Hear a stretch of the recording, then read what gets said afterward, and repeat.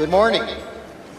Policy Conference is all about learning, leading, and lobbying. So on Tuesday morning, thousands of us will take action on Capitol Hill to stand united with Israel.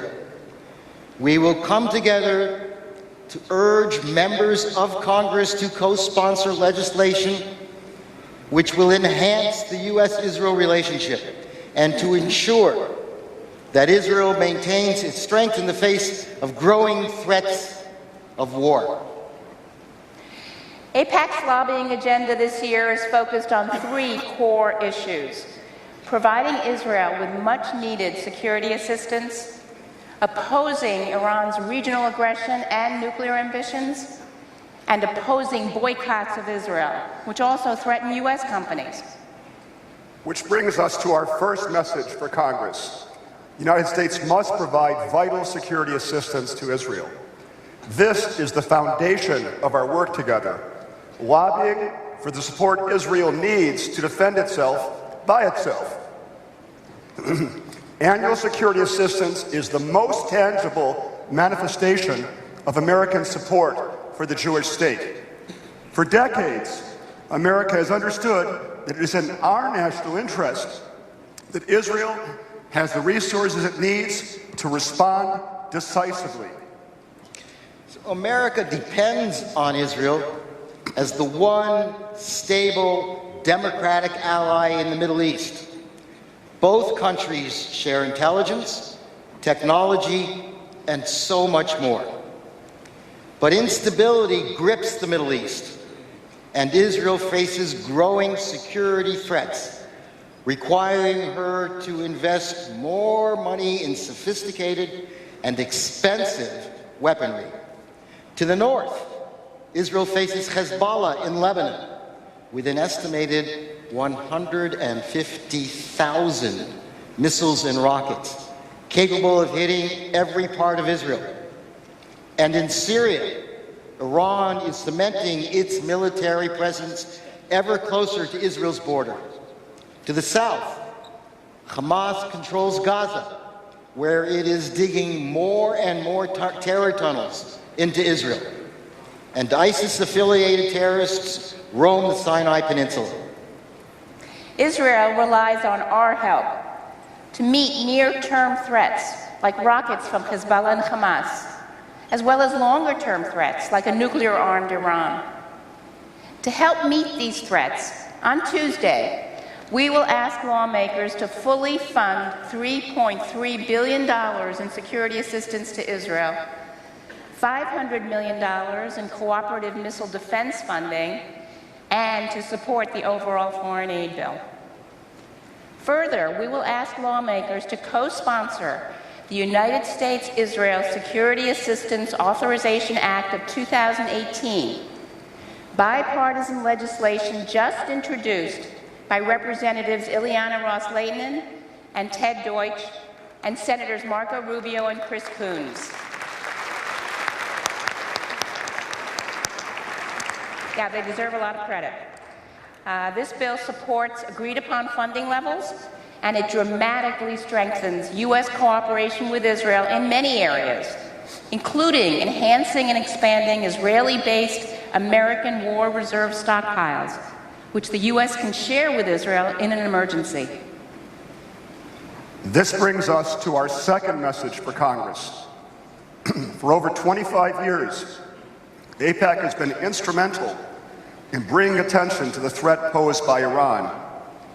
We have worked with successive administrations and Congresses to peacefully address the Iranian nuclear threat.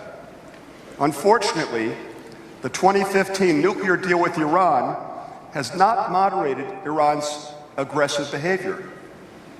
According to the State Department, Iran remains the leading state sponsor of terrorism. Over the last year, it has established military bases throughout Syria, which threaten Israel's northern border.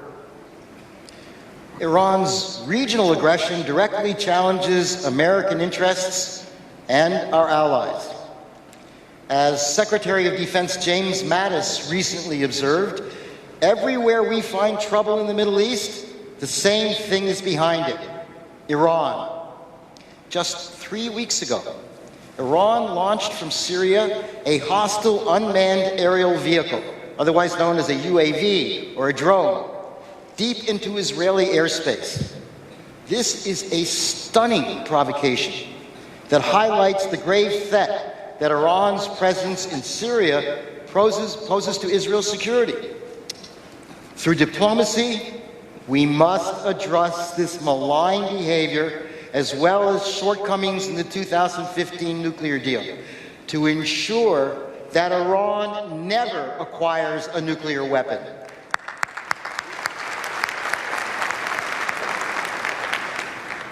When we go to the Hill tomorrow, we will ask House members to co-sponsor the Iranian Revolutionary Guard Corps Economic Exclusion Act, bipartisan legislation that sanctions the IRGC, introduced by Representatives Ed Royce and Elliot Engel.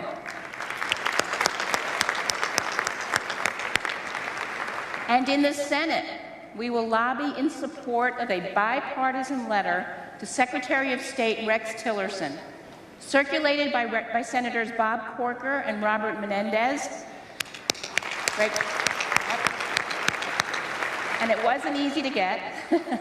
The letter urges stronger action to counter Iran's regional aggression and vigorous diplomatic engagement with our European allies to prevent Iran from ever acquiring a nuclear weapon.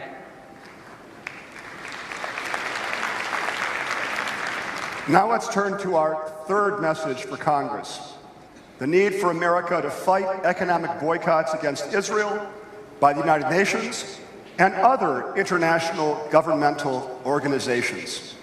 Almost every day, Israel faces unfair criticism and attacks that seek to stigmatize, delegitimize, and isolate the Jewish state. Serious human rights crises grip our globe, yet Israel is the only country the UN Human Rights Council scrutinizes every time it meets.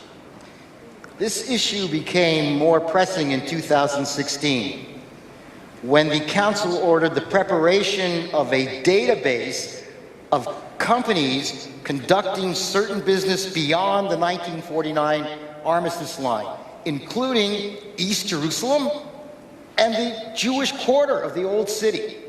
And in January 2018, the UN Human Rights Commissioner the UN High Commissioner for Human Rights threatened 206 companies, including 22 American companies. These threats directly support the objectives of the BDS movement and can set back the cause of peace.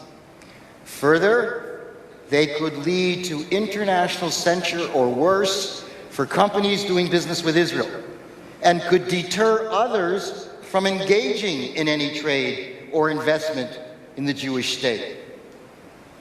Tomorrow, we will ask both senators and representatives to co-sponsor the Israel AntiBoycott Act, which prohibits U.S. companies from cooperating with international boycotts of Israel. It is co-authored by Senators Portman and Cardin.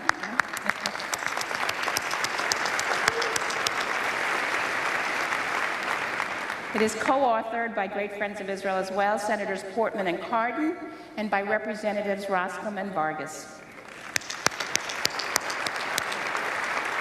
Now on Tuesday, you might get some pushback.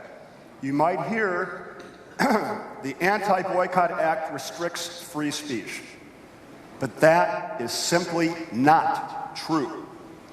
Nothing in this bill restricts constitutionally protected free speech.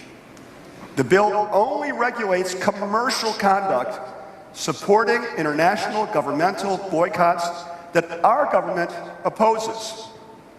Moreover, to reassure any who have expressed concern, the Senate's bill sponsors are adding clarifying language to make it crystal clear that their bill protects the First Amendment rights of all Americans. So this is our path forward. providing Israel with much-needed security assistance, opposing Iran's regional aggression and nuclear ambitions, and opposing boycotts of Israel that also threaten U.S. companies. This is our path to preserving the safety of Israel and of our nation.